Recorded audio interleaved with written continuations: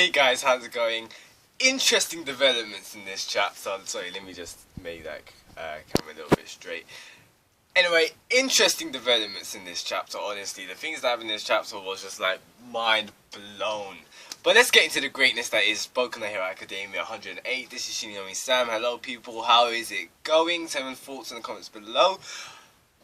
This chapter, goodness me, oh my goodness. Okay, so Bakugo, I gotta talk about this. I gotta get to the most hypest part of the chapter first. So Bakugo basically just confirms that he's realized. Now I know that Deku told Bakugo at the start of this series. He told him when they first fought in like chapter 8 or chapter 9. But it kind of went, everyone assumed that it went over Bakugo's head, because when that first happened, Bakugo was in a state of anger, in a state of frustration. But Bakugo's he's been drawing the lines. He's been realizing. We've been seeing some panels of him, turning around and looking. We've seen some panels of Bakugo, just like he's noticed. And that is big. That is really big. First of all, let's theory craft right now. Let's brainstorm. Even brainstorm in the comments if you want to.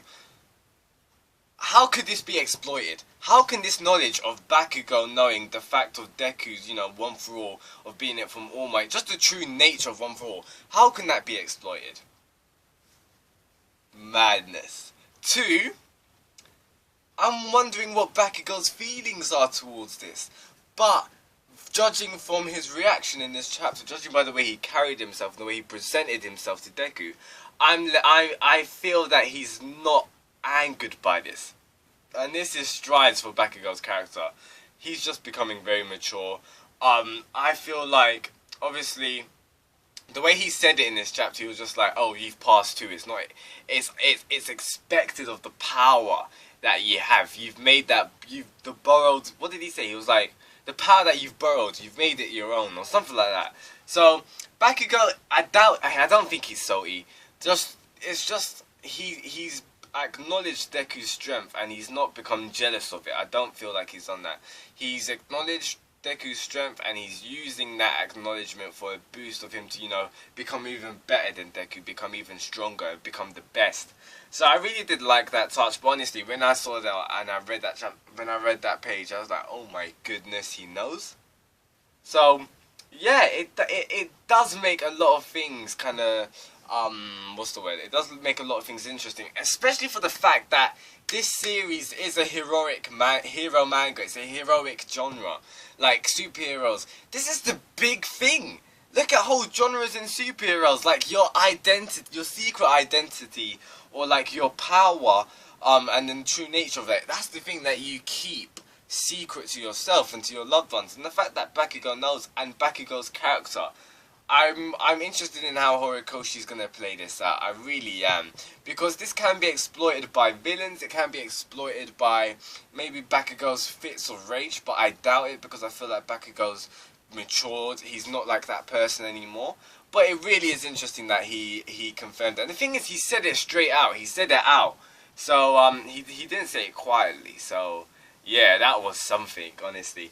But let's get into the other things of this chapter. Speaking of Bakugo and speaking of other, greatness from this chapter, let's talk about a bit of character development. And that is for my man, Aoyama. Honestly, goodness me, I'm loving it. I've noticed, a lot of fans, especially a lot of YouTubers and reviewers and people who get into the series Boku no Hero, the one thing that they all have in common, this is the one thing that all fans have in common, one thing that all YouTubers and new reviewers that get into reviewing or talking about Boku no Hero, this is the one thing that I always hear them say, and that is that, literally, this is what they say: there is a wide cast in Boku no Hero Academia, but they get their spotlight.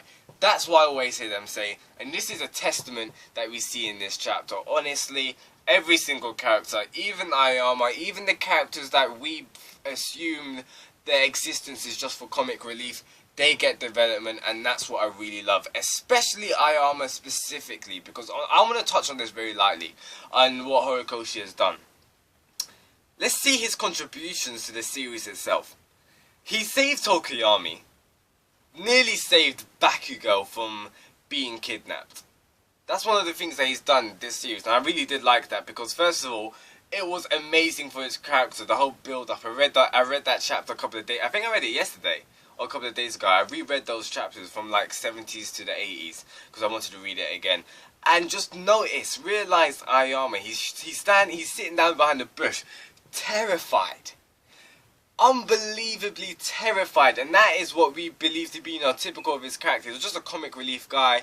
He was just someone that never took anything seriously, and we always assumed he'll never, you know, be that kind of serious character or do something like important or significant.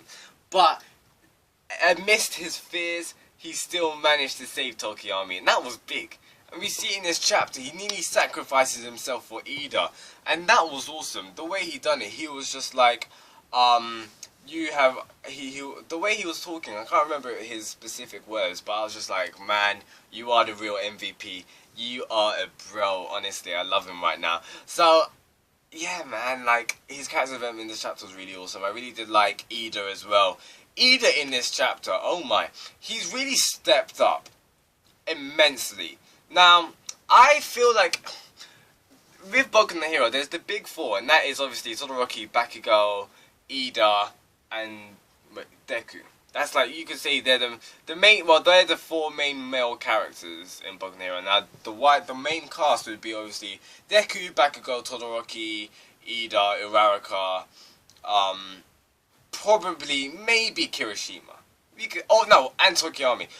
Like, they're the main kind of people that you think of when you think of Class A. Now, with Ida, he's got his time to shine. He had his time to shine in the Stain arc. But everyone else, like, Ida's kind of stepped back. I feel like we haven't seen as much from Ida since pretty much the Stain arc. And, you know, well, we did see a bit, you know, between, like, the civil war of, like, because he didn't want them to go to save All for One. But let me not go on a tangent right now. Either way, in this chapter, he's really stepping up to his role. That is the class president. We've seen him acting, like the class president, but I feel like it's been so much more monumental from this chapter because he was willing for him not to pass, to let all the students succeed before him, and I really thought that was amazing. His words, how he said, my feet, he was like, I need to follow my actions, or something like that, to becoming a hero. My brother would do the same. I was just like, yes, Ida. Like, good job, man, good job. So, honestly, the character event for Ida and Ayama was amazing, especially how we saw teamwork. Oh, sorry, there's something in my eye. Okay, especially how we saw teamwork between Class 1A due to Ayama shooting at the naval laser, basically making himself known to that wide vicinity. Because realize, everyone's out for UA. Everyone. We saw what Shindo said in the beginning of this chapter. Everyone is targeting UA.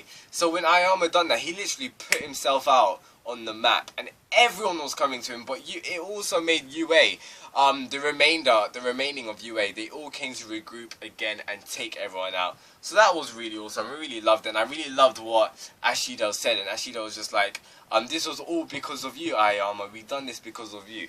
So I really did find that touching, especially with Ayama, because his character development was quite deep. I'm not gonna lie. Quite deep. It was about insecurity, how he felt himself to be lower than everyone else. So I really did like Ida's encouraging words saying, you've got your standards wrong. And I was just like, yes, my man. So all of Class 1A have passed. Pardon me. I feel that I'm not surprised. I really aren't, because even though they are against second and third years, against some beasts like Inasa and all these kind of people, they've had so much experience. None of these other heroes have had experience with, like, the villain alliance with people like All for One. They've had a lot of experience. So they've got that reaction. They've got that ability to react quickly. They've got that ability to be they've got the advantage. So their strength is not of a typical 1 year. It's like second year. It's like third year. Come on, see the leaps and strides that Class 1A have made in comparison to, like, what 1B, or how we're seeing against people like Ketsubetsu and like Shiketsu High. So it's unbelievable. I would class them near to as equals, or maybe obviously Shiketsu High maybe a little bit, and Ketsubetsu maybe a little bit better than Class 1A, but they're not far off. They really aren't. So I'm not surprised that all of them passed. Now, if all of them pass in the second round, I'm not really sure, to be honest. Maybe some of them will fail. We'll have to find out next couple of chapters. But I'm excited. I really am excited for next chapter. We don't really know what's happening. All we know is that it's the last round. I'm kind of surprised by that. For some reason, I thought there would be 3 rounds. But, yeah. This is the last stage. Now, we don't know what are the requirements to pass. All we know is a rescue mission. You know, like rescuing. And that is the origins of superheroes. Literally calling back. When I saw that panel when Deku was remembering when he saw All Might. That was the first time he, like, fell in love with All Might, adoring him and all that kind of stuff. So this is going to be really big, a really big moment. I can tell that the next couple of chapters are going to be amazing as usual. So, yeah, I'm excited. Now, I'm really interested in the role of these elderly, because at first when we saw them get introduced in the last chapter, I thought they would be fighting them. Now, how we found out that it's a rescue mission, are they going to be the ones to be rescued? Are they going to be acting civilians? I'm not really sure. We'll have to find out in the next couple of chapters. So please, guys, tell me your thoughts, comment below. Tell me your thoughts of what you liked, what you didn't like in this chapter. Tell me your thoughts about Ayama's character development. If any of you guys read, the My Hero Academia Legals, the spin-off, tell me about that. I may be doing a video about that tomorrow, so I'll see how it is. I read it. I did like it, but I'll just see how it is. So yeah, please tell me your thoughts, comment below. If you like anything I had to say, please drop a like. That'd be greatly appreciated. This is Shinigami-san. I'll see you next week for that greatness. That is 109. We'll see you next week. Please, peace, guys. Honestly, I can't even speak right now. Peace, guys, and I'll see you next week. Goodbye.